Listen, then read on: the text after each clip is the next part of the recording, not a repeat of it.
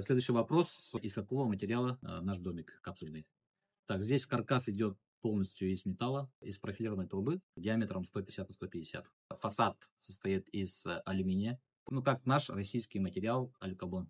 Система Excel Pipe– это электроводяное отопление. Внутри инженерных сетей будут провода. Они будут нагреваться и давать тепло жидкости. Они при минус 60 не будут замерзать. И они позволяют подключить к газовому котлу. Он будет находиться в техническом здании. Если несколько домов поставить, с одного котла можно отапливать несколько домов. Стоимость не так уж большая. Можно приобретать их в рамках ипотечных продуктов. Капсульные дома кондиционируются как дома выходного дня. Можно для постоянного проживания тоже.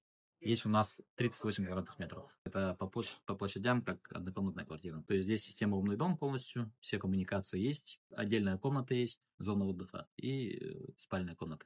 Третье, китайцы позиционируют как именно гостиничный комплекс. Те компании, которые занимаются именно туризмом, вот они могут приобретать. Несколько штук поставить, допустим, одно здание котельное, и оттуда уже будут питать.